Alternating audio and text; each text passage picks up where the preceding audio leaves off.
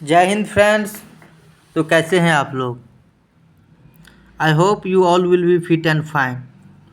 तो फ्रेंड, आज हम लोग एलपीपी का जो लेक्चर सीरीज है उसमें ट्रांसपोर्टेशन प्रॉब्लम पे बात करेंगे।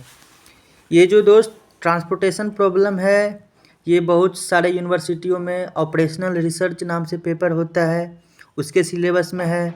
हम अगर डीयू की बात करें तो उसमें सेमेस्टर 5 में linear programming and its application करके पेपर रहता है, जिसका ये 3rd यूनिट है।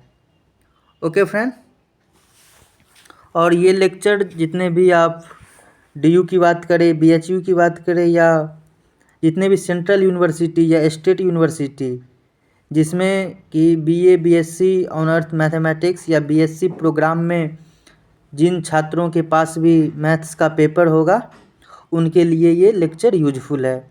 और दोस्त, आपको ये भी समझना होगा कि ये जो लेक्चर है, वो जो एनईपी नेशनल एजुकेशन पॉलिसी 2020 का जो सिलेबस है उसी बेसिस पे बनाया गया है। ओके फ्रेंड, तो लेट्स स्टार्ट। तो आज की वीडियो को हम स्टार्ट करते हैं। तो फ्रेंड, हम सबसे पहले देखेंगे कि ट्रांसपोर्टेशन प्रॉब्लम होता क्या है।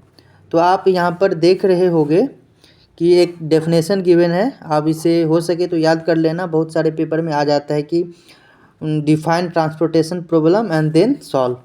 तो ये क्या है? It is a subclass of linear programming problem in which the object is to transport various amount of single homogeneous commodities that are initially started at the various origin to different destinations such that the total transportation cost is minimum।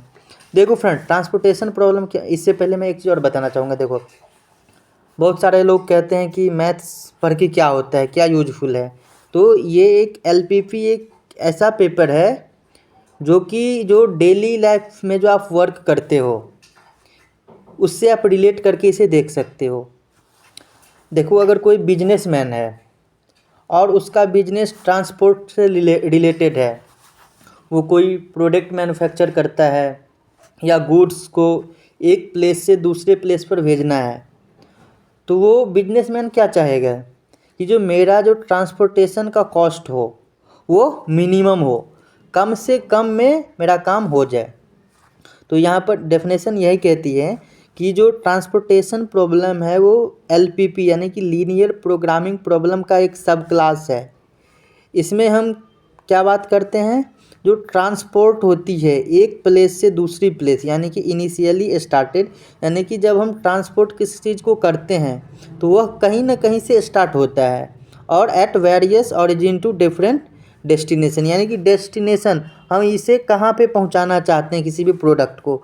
मान लो a place से हम B place पर सी जो कोई भी हमारा goods है उसे हम ले जाना चाहते हैं, तो इसमें जो ट्रांसपोर्टेशन की कॉस्ट आएगी वो मिनिमम हो, कम से कम हो। ओके फ्रेंड, क्लियर है? तो आई होप कि आप लोग इसका डेफिनेशन समझ गए होंगे।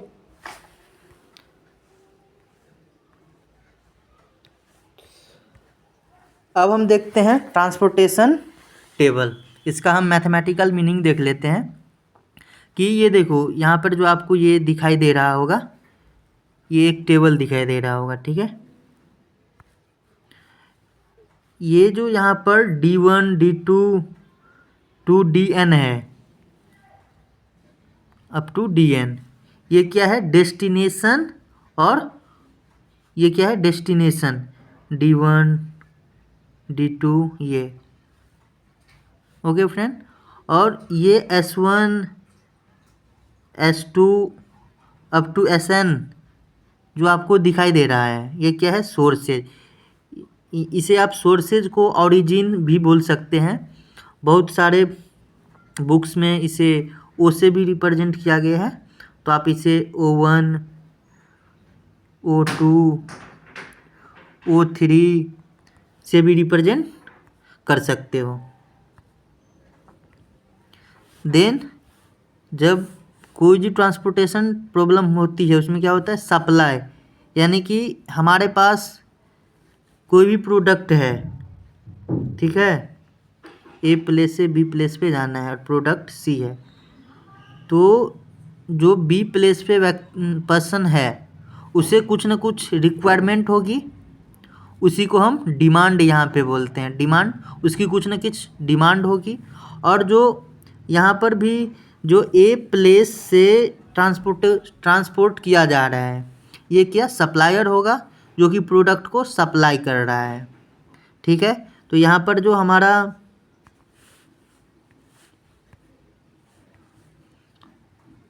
A1 A2 up to AM यहाँ पर दिख रहा होगा, ये सप्लाई, और ये क्या है B1 up to B2, B1 B2 up to BN, ये डिमांड है। देखो फ्रेंड, जब भी हम क्वेश्चन को सॉल्व करेंगे ना, उसे सॉल्व करने के लिए हमें कुछ इन्फॉर्मेशन हमारे पास रहनी चाहिए, तो उसी के लिए इम्पोर्टेंट है कि ट्रांसपोर्टेशन टेबल को आप लोगों को समझना। मैं समझ सकता हूँ कि ये आप लोगों को बोरिंग लग रहा होगा, लेकिन समझने का थोड़ा ध्यान देंगे तो ये आसान सा टॉपिक है। और यहाँ पर हम बात करें, यहाँ पर आप देख रहे होंगे कि ये क्या है,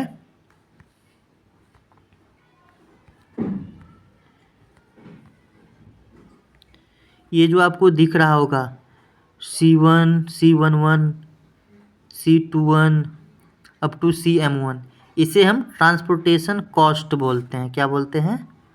ट्रांसपोर्टेशन कॉस्ट। ये C12, ये क्या है? Transportation cost. यानी कि अगर जो कोई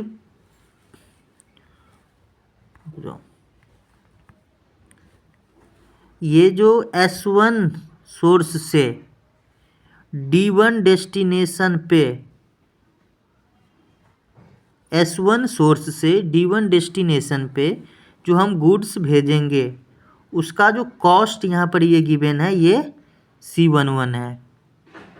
समझ गए? Transportation cost. उसी तरह से SM को हमारे पास जो फ्रेंड ये S1 सोर्स से किसी भी प्रोडक्ट को यहाँ पर जो D1 सोर्स गिवन है, यहाँ तक पहुँचाने में जो हमें कॉस्ट लगा है, वो यहाँ पर CM डिनोट करता है। ओके फ्रेंड, तो आई होप कि ये ट्रांसपोर्टेशन टेबल भी आप लोगों को समझ में आया होगा।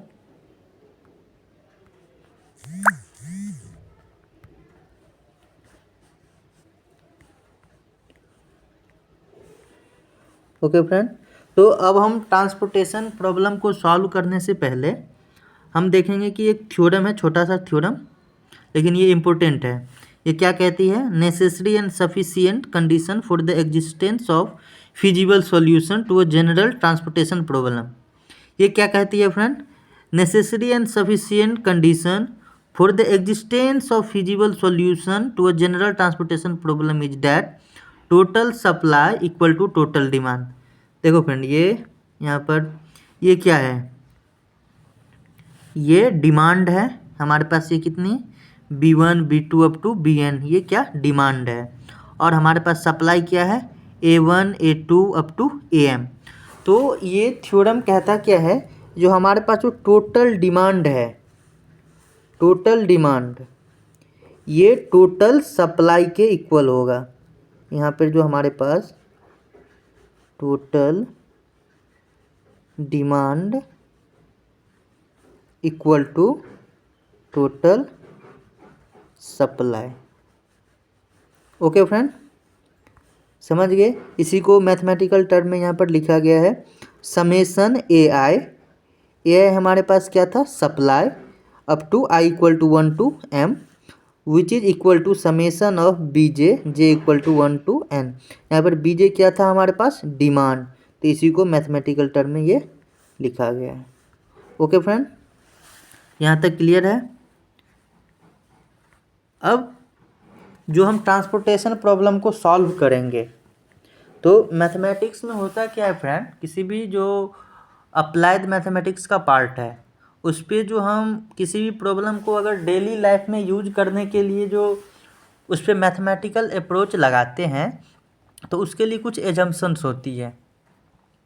वो एक कांस्टेंट एजम्पशन के बेसिस पे हैं, ये जो हमारा मैथमेटिकल सॉल्यूशन मिलेगा वो वर्क करेगा।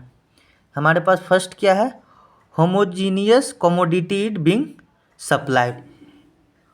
सेकेंड है cost value is always an integer. हमने जो टेबल में ये C11 C12 ये सब कॉस्ट देखा था वो हमेशा एक इंटीजर होनी चाहिए। अगर ये कॉम्प्लेक्स नंबर होगा तो हम लोग कैसे फाइंड करेंगे, ठीक है। थर्ड है each source is capable for transporting goods to each destination. Third point क्या कहती है फ्रेंड, जो हमारे पास जो सोर्स या ओरिजिन था, ओरिजिन जो था हमारे पास O1 O2 या आप सोर्स बोलो S1 S2, वो सभी गुड्स को एक डेस्टिनेशन D1 D2 तक सप्लाई करने की कैपेबल हो, उसमें कैपेसिटी हो कि वो सप्लाई कर सके। Okay friend. थर्ड है demand supply cost of transportation problem is known for each source and each destination. देखो फ्रेंड, ये तो कॉमन सी बात है, अगर हम ट्रांसपोर्टेशन प्रॉब्लम सॉल्व कर रहे हैं तो इसमें हमें ये मालूम होना चाहिए कि डिमांड उसका क्या है, टोटल सप्लाई क्या है। ओके फ्रेंड, ईच सोर्स जो है वो कॉस्ट ऑफ ट्रांसपोर्टेशन हमें सभी सोर्स पे और डेस्टिनेशन पे मालूम होनी चाहिए। ओके फ्रेंड, तो ये चार मामूली सा एजम्पशन था, आप लोगों को समझ आया होगा। अब हम लोग नेक्स्ट बात करते हैं, इसे हम किन किन मेथडों से सॉल्व कर सकते हैं। तो बेसिकली ट्रांसपोर्टेशन प्रॉब्लम को सॉल्व करने के लिए हमारे पास 3 मेथड है, ठीक है। एक है north west corner method, first है north west corner method, second है LCM least cost method, and third क्या है, बोगल्स अप्रॉक्सीमेशन मेथड या पेनल्टी मेथड। इसे हम पेनल्टी मेथड के नाम से भी जानते हैं। तो हो सकता है आपके पेपर में क्वेश्चन आ जाए कि solve given transportation problem using list cost method या बोगल्स अप्रॉक्सीमेशन मेथड या north west corner method. Okay friend, अब हम एक एग्जाम्पल लेंगे और उसे हम तीनों मेथड से सॉल्व करेंगे, ठीक है। और देखेंगे कि क्या तीनों मेथड से सॉल्व करने में जो उसका मिनिमम कॉस्ट है उसमें कुछ डिफरेंस आता है या नहीं आता है। Okay friend. सो फ्रेंड, हमारे पास एक गिवन प्रॉब्लम है, क्या है, solve given transportation problem using north west corner method. तो आपके पेपर में भी इसी टाइप का प्रॉब्लम रहेगा और पूछ सकता है कि solve given transportation problem using north west corner method या लिस्ट कॉस्ट मेथड या वोगल्स अप्रॉक्सीमेशन मेथड। तो फ्रेंड, हम तीनों मेथड पे एक एक क्वेश्चन को सॉल्व करेंगे और देखेंगे कि हम कैसे सॉल्व करते हैं। तो फ्रेंड, सबसे पहले हम ये चेक करेंगे कि जो पहले टेबल को समझते हैं। देखिए, ये destination D1 D2 D3 D4 destination है, गिवन है। हाँ, और हमारे पास ये O1 O2 and O3 origin given है, ठीक। तो हमने अभी क्या देखा था, एक थ्योरम पढ़ा था कि जो ऑप्टिमल सॉल्यूशन के लिए जो टोटल डिमांड है वो टोटल सप्लाई के इक्वल होनी चाहिए। तो हमारे पास यहाँ पर AY जो है वो सप्लाई है, वो क्या गिवन है, 14 16 एंड 5। तो टोटल को सम करेंगे तो कितना हो जाएगा, 35। एंड ये क्या डिमांड है, हमारे पास डिमांड कितने की है, 6 10 15 एंड 4। इससे भी हम सम करेंगे तो कितना, 35। तो यहाँ पर फ्रेंड जो हमारा जो सबसे पहले हम देखेंगे कि टोटल डिमांड है, तो total demand equal to total supply. इसको अगर मैथमेटिकली हम लिखें तो ये क्या है, summation BJ equal to summation AL and which is equal to 35। तो फ्रेंड, ये जो गिवन ट्रांसपोर्टेशन प्रॉब्लम है ये क्या, ये बैलेंस ट्रांसपोर्टेशन प्रॉब्लम है। अब इसे हम सॉल्व कर सकते हैं, ठीक है फ्रेंड। तो अब हम देखते हैं कि नॉर्थ वेस्ट कॉर्नर मेथड से कैसे सॉल्व करते हैं। देखो, यहाँ पर आप देख रहे हो नॉर्थ वेस्ट। सबसे पहले एक चीज़ और मैं बताऊँगा, डायरेक्शन बताता हूँ। देखो, मेनली 4 डायरेक्शन होते हैं, कौन कौन से, देखो ये हमारे पास नॉर्थ हो गया, ये साउथ, एंड ये क्या हमारे पास, ये ईस्ट और ये वेस्ट, समझिए। तो यहाँ पर हमें क्या करना है, जो हमारा जो गिवन प्रॉब्लम है उसमें जो नॉर्थ वेस्ट कॉर्नर है उसे हमें सेलेक्ट करना है।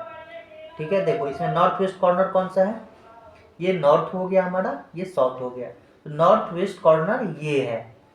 तो सबसे पहले हम इसके डिमांड को फुलफिल करेंगे।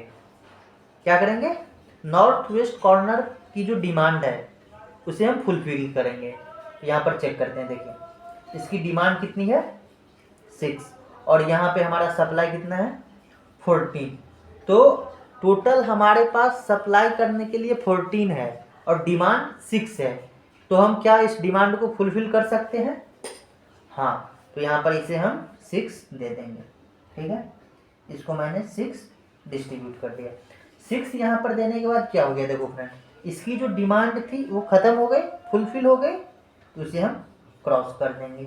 और इसी के साथ साथ क्या, ये जो हमारा कॉलम है इसे भी हम ऐसे इरेज कर देंगे। इससे होगा क्या, जो नेक्स्ट स्टेप हम परफॉर्म करेंगे उसमें हमें पता रहेगा कि इसकी जो डिमांड है वो फुलफिल हो चुकी है। इसको मैंने 6 दे दिया, तो यहाँ पर हमारे पास सप्लाई में से तो घटेगा ना, तो 14 - 6 ये कितना हो गया 8। ओके फ्रेंड, फिर हम चेक करेंगे कि अब जो ये हमारे पास बचा इसमें नॉर्थ वेस्ट कॉर्नर कौन सा है। तो देखिए इसका नॉर्थ वेस्ट कॉर्नर क्या, ये है, और इसे हम चेक करेंगे।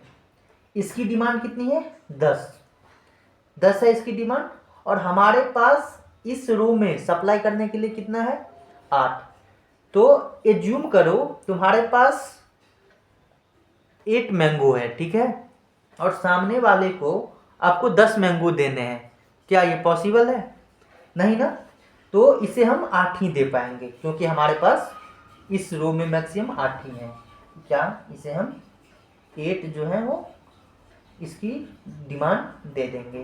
तो 8 देने के पास हमारे पास सप्लाई क्या 0 बच जाएगा, इसे क्रॉस कर देंगे। इसका अभी देखिए ये फुलफिल नहीं हुआ है, इसे 2 और देने बाकी है ना, क्योंकि इसका डिमांड टोटल था 10 और मैंने दिया 8, तो यहाँ पे कितने 2 बच गए, यहाँ पर 2 लिख लेंगे। और यहाँ पर सप्लाई क्या था, ये टोटल कंप्लीट हो चुका है, हमारे पास 0 बचे हैं। तो हम क्या करेंगे, इसे भी इस तरह से कर देंगे। ठीक है फ्रेंड, अब हमारे पास आप ध्यान दीजिए, हमारे पास ये मैट्रिक्स बची हुई है। तो अब इसमें हम चेक करेंगे कि नॉर्थ वेस्ट कॉर्नर कौन सा है। ध्यान से देखिए, इसका नॉर्थ वेस्ट कॉर्नर कौन सा, ये हुआ। अब इस कॉलम में चेक करो, इसकी डिमांड कितनी है 2 और यहाँ पर सप्लाई कितना है हमारे पास 16। तो क्या हम इसे 2 दे सकते हैं। इसे मैंने 2 दे दिया। इसे 2 देने के बाद जो इसकी डिमांड थी वो फुलफिल हो गई, डिमांड फुलफिल हो गई। इसे मैंने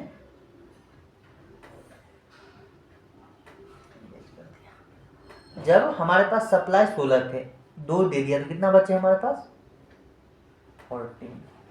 ठीक है फ्रेंड, अब देखिए अब हमारे पास क्या ये मैट्रिक्स बचा हुआ है। इसमें नॉर्थ वेस्ट कॉर्नर कौन सा है, नॉर्थ वेस्ट कॉर्नर ये हो गया हमारा नॉर्थ, ये हो गया वेस्ट। तो नॉर्थ वेस्ट कॉर्नर कौन सा, ये हुआ।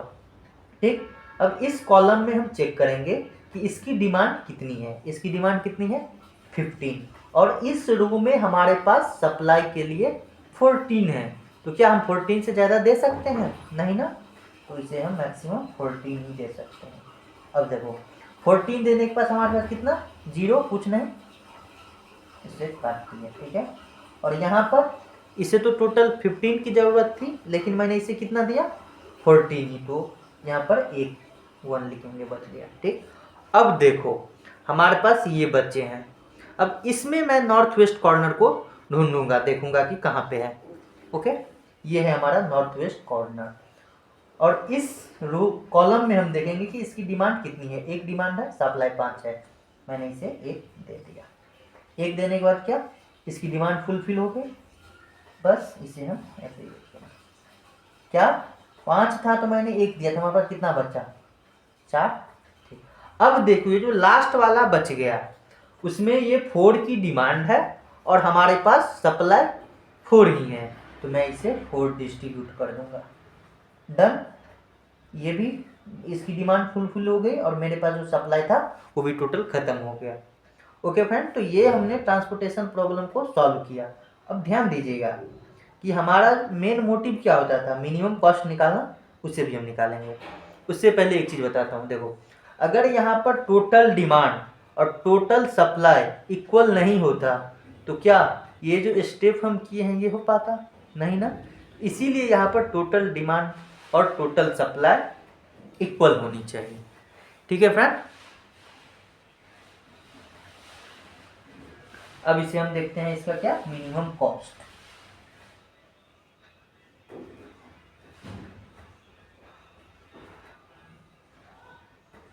इसका मिनिमम कॉस्ट देखो, इसका मिनिमम कॉस्ट क्या हो जाएगा, जिस जिस बॉक्स में आप देख पा रहे हो हमने ये इसको डिमांड को फुलफिल किया है, उसमें जो हमारे पास गिवन कॉस्ट था ये इसे हम कॉस्ट बोलेंगे, ये जो गिवन था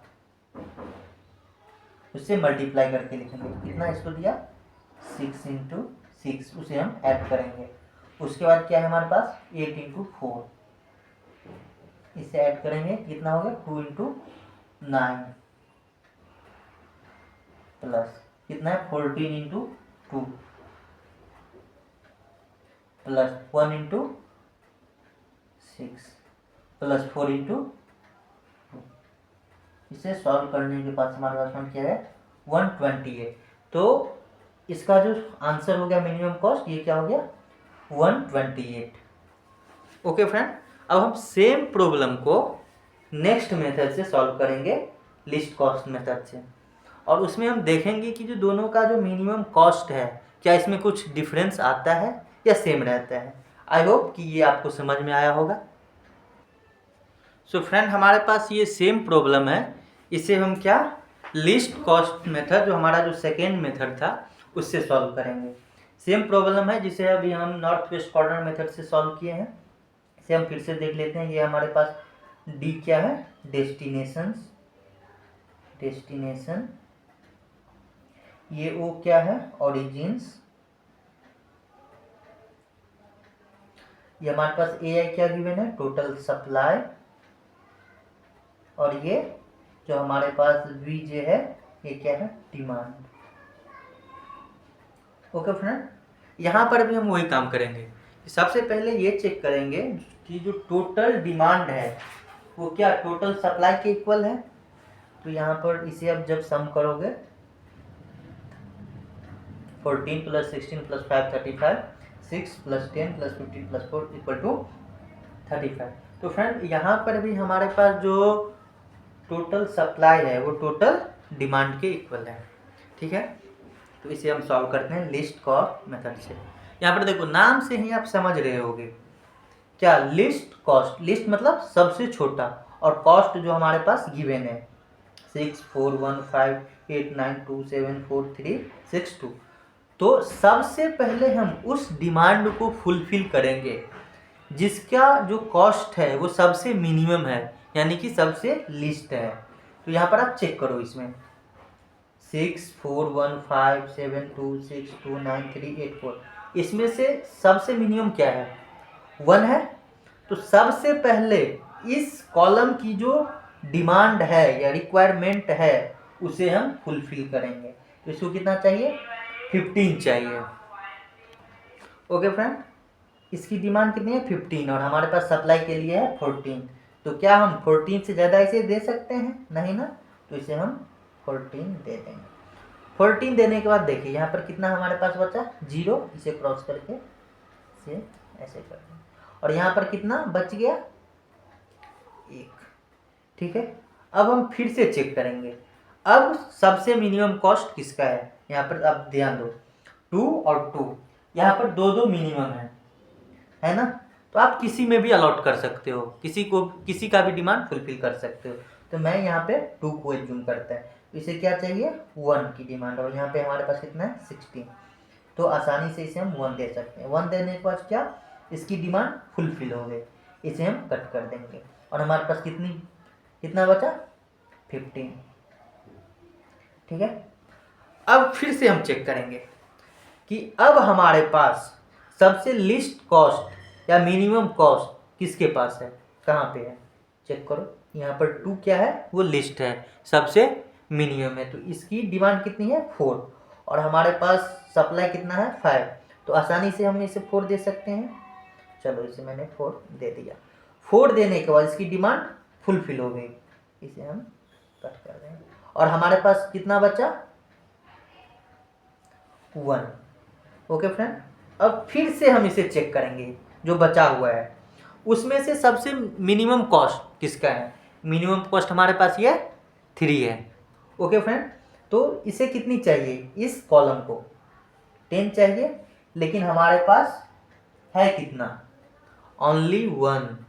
तो हम क्या 1 से ज़्यादा दे सकते हैं, नहीं ना, तो इसे हम 1 दे देंगे।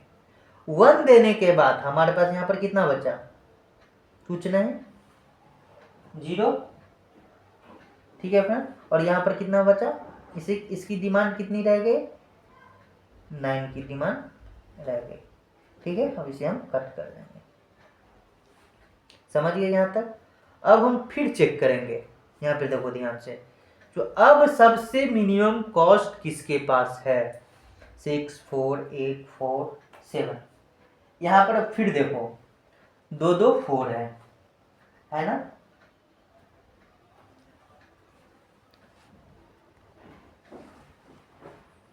क्या है फ्रेंड, यहाँ पे 2 4 है, लेकिन ध्यान रखो यहाँ पर इसकी सप्लाई खत्म हो गई ना, तो ये पूरा रो को ये हो जाना चाहिए। यहाँ पर भी ध्यान रखो, जब स्टार्टिंग में हम किए थे तो यहाँ पे भी सप्लाई खत्म हो चुका था ना, ये पूरा इरेज हो जाना चाहिए, इसको ध्यान रखना। ठीक है, अब हमारे पास ये कितना है, ये 3 बॉक्स बच गए। इसमें से सबसे मिनिमम कौन सा है, चेक करो, सबसे मिनिमम क्या है बताओ। सबसे मिनिमम है 7 है मिनिमम, लेकिन क्या इसे कोई डिमांड चाहिए, रिक्वायरमेंट बची हुई है इसकी, नहीं ना। अब यहाँ पे चेक करो 8 और 9, 8 9 में मिनिमम कौन सा है, 8 है। इसकी डिमांड कितनी है 6, और हमारे पास कितना अवेलेबल है 15। तो इसे हम 6 आसानी से दे सकते हैं। देने के बाद हमारे पास इसकी डिमांड फुलफिल हो जाएगी। 9 बच गया, यहाँ पर 6 देने के बाद हमारे पास कितना बचेगा 9। अब देखो लास्ट बॉक्स बचा, और लास्ट में हम देखेंगे कि डिमांड जो है 9 है हमारे पास, और सप्लाई भी 9 है, तो इसे हम दे देंगे। डन, तो हमने इसे भी सॉल्व कर दिया। ठीक है फ्रेंड, आप देख सकते हो कि टोटल डिमांड जो थी वो फुलफिल हो चुकी है, और हमारे पास जो सप्लाई था टोटल वो भी हमारे पास अब 0 बचा है। तो अब हम इसका भी मिनिमम कॉस्ट देख लेते हैं। देखो सेम मेथड है, जहाँ जहाँ हमने डिमांड फुलफिल किया है वहाँ पर जो कॉस्ट गिवन है उससे मल्टीप्लाई करके टोटल को ऐड करेंगे। ठीक है, देखो 14 × 1, ठीक है, उसके बाद क्या 1 × 2, उसके बाद हमारे पास देखो 4 × 2, ठीक, उसके बाद क्या है 1 × 3 प्लस 6 × 8 प्लस 9 × 9, ये क्या आ जाएगा हमारे पास 156। ओके फ्रेंड, हमारे पास ये कितना आ गया 156। इसका मिनिमम कॉस्ट कितना आ गया 156। लेकिन हमने जो नॉर्थ ईस्ट कॉर्नर से सॉल्व किया था तो उसका मिनिमम कॉस्ट कितना था 128। तो यहाँ पर आपको डिफरेंस दिख गया ना, सेम प्रॉब्लम है, इसकी डिमांड सप्लाई कॉस्ट सब कुछ सेम है, लेकिन हमने अलग अलग मेथड से सॉल्व किया, तो जो इसकी मिनिमम कॉस्ट है ये डिफरेंट आ रही है। समझ गए फ्रेंड, आई होप कि यहाँ तक क्लियर होगा आप लोगों को। अच्छा लगा होगा तो वीडियो को लाइक कर दीजिए, चैनल को सब्सक्राइब कर लीजिए। ऐसे ही अगर आप मैथमेटिक्स से इंटरेस्टेड हैं, मैथमेटिक्स में इंटरेस्ट है आपका, तो हमारे साथ जुड़े रहिए। Thank you everyone.